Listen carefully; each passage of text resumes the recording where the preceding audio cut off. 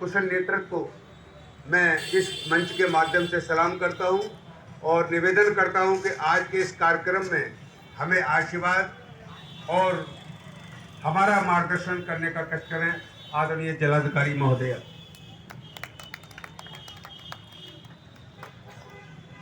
आज हम सभी यहाँ पर यातायात माह के लिए एकत्रित हुए हैं और इस आयोजन में कप्तान साहब, ARTO साहब, हमारे समस्त CO साहबान और व्यापार मंडल के समस्त सदस्य और आप सभी लोग, आगंतुकगण, मीडिया के सभी साथी, आप सभी लोगों को मैं धन्यवाद दूंगी कि आप लोगों ने हम लोग को यहाँ पर इस मंच पर इतने सारे लोगों के साथ बात करने का ये अवसर दिया। बहुत सारे बिंदुओं पे बात हुई है।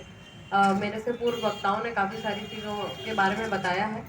मेरी तरफ से सिर्फ यही होगा कि यातायात सप्ताह या यातायात माह जब हम लोग मनाते हैं तो मोस्टली ये देखने में आता है कि जब हमारी सारी बात होती है तो यूजुअली वो एक्सीडेंट्स, दुर्घटनाओं के संबंध में, हेलमेट ना पहनने के संबंध में, इन सभी चीज़ों के बारे में होती है। पर मुझे लगता है कि अगर यातायात माह हम लोग मना रहे हैं तो उसके कई सारे बिंदु हैं जिन पे हमें ध्यान देना है। पहली चीज़ तो दुर्घटनाएं ही हैं जिसको हमें बचाना है, जिसके बारे में कई बातें हुई। इसके अलावा जो हमें काम करना होगा वो है अच्छा एनफोर्समेंट, यानी कि इस माह में बहुत ही अच्छा और कुशल तरीके से एनफोर्समेंट का कार्य नज़र आना चाहिए जनपद में, क्योंकि जब हम इस तरह के एक्सरसाइजेस करते हैं तो उसी से, जिसको कहते हैं, हैबिट फॉर्मेशन होती है।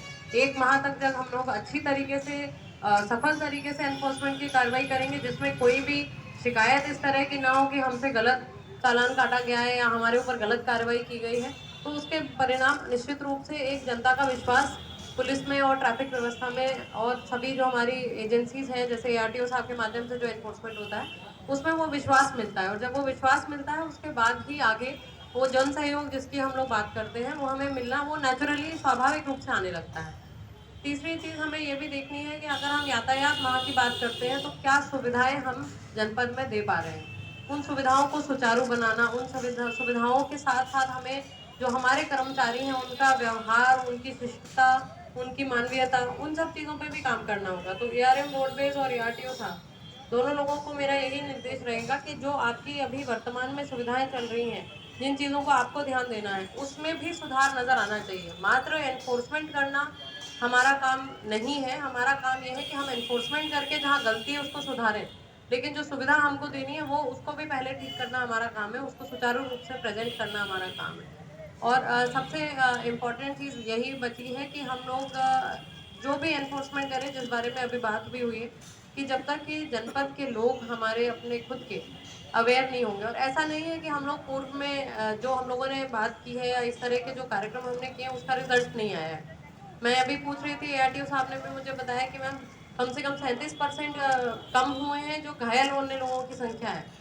तो निश्चित रूप से धीरे धीरे चीज़ें सुधर रही हैं, लेकिन हाँ, ये एक टाइम टेकिंग प्रोसेस है, इसमें समय लगेगा।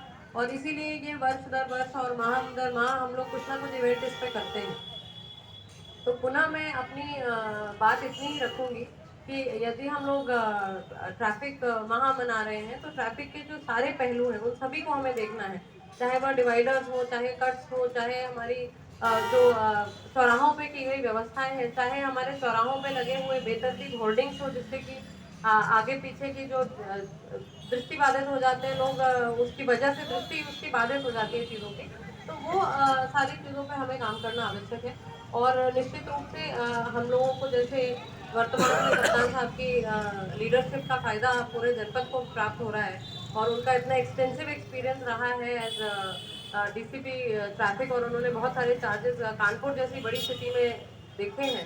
तो निश्चित रूप से, और जो उनका रिजॉल्व है, मैं जानती हूँ कि इस माह में आप लोगों को एक नई व्यवस्था और एक बहुत अच्छी व्यवस्था देखने को मिलेगी।